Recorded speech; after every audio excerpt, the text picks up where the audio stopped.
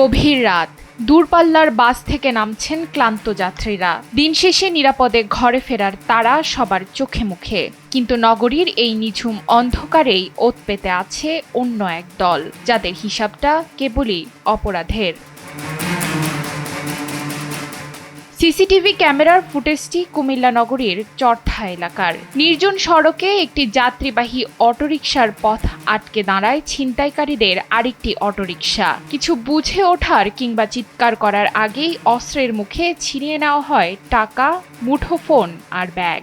আমরা যখন বিভিন্ন দেশে চলাফেরা করি, রাত্রে 2টা-3টা মানুষ এখন উৎফুল্লতার সহিত চলাফেরা করে, কিন্তু আমাদের দেশে এটা নাই। মানুষের মধ্যে একটা আতঙ্ক বিরাজ করছে।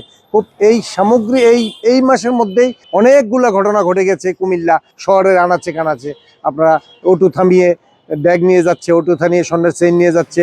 গত 3 মাসে কুমিল্লা নগরীতে অন্তত 30টি ছিনতাইয়ের ঘটনা ঘটেছে। শুধু গভীর রাতেই নয়, ভোরে কর্মস্থলে বের হওয়া শ্রমিক, চাকরিজীবী আর ব্যবসায়ীরাও নিরাপদ নন। ফাঁকা সড়কের সুযোগ নিয়ে ক্রমেই বেপরোয়া হয়ে উঠছে এই চক্র। অভিযোগ রয়েছে, আইনশৃঙ্খলা রক্ষাকারী বাহিনীর টহল জোরদার না থাকায় অপরাধীরা পার পেয়ে যাচ্ছে সহজেই। রাষ্ট্রের যে পুলিশ প্রশাসন, আইন শৃঙ্খলা বাহিনী, এটা দুর্বল হয়ে গেছে, এটা হতাশ, এটা দুর্বল হয়ে গেছে। কেন জানি না।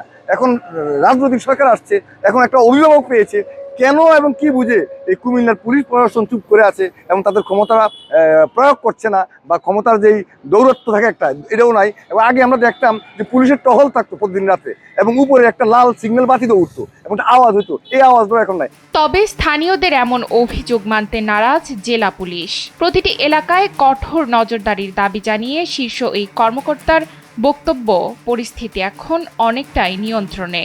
আমরা কুমিল্লার জেলার যে বিভিন্ন থানাগুলিতে আছে, এই সব থানাগুলিতেই আমরা নিরাপত্তার যে বিষয়গুলি সেগুলি আমরা খুব কঠিনভাবে মনিটরিং করি, এবং কুমিল্লায় আপনি দেখবেন যে ছিনতাইয়ের ঘটনা, ডাকাতির ঘটনা অনেকাংশে কমে আসছে। সেদিন যে এই দুর্ভাগ্যজনক ঘটনাটি ঘটছে, আমরা এই ঘটনার জন্য আমরা এই পদুয়ার বাজার, কোটবাড়ি এবং আলেখাচর যে জায়গাগুলি নিরিবিলি, এই জায়গাগুলিতে যে ছিনতাইয়ের ঘটনা যেন না ঘটে, এই জন্য আমরা এখানে পুলিশি তৎপরতা বাড়িয়েছি এবং আমরা এই ছিনতাই স্পটগুলিকে আলাদাভাবে বিশেষ ট্রিটমেন্টের আওতায় নিয়ে আসি। সচেতন মহলের মতে, অনলাইন জুয়া আর মাদকের টাকার যোগান দিতেই কিশোর ও যুবকদের একাংশ জড়াচ্ছে এই অপরাধে। পুলিশের আশ্বাসের পরও কাটছে না নগরবাসীর আতঙ্ক।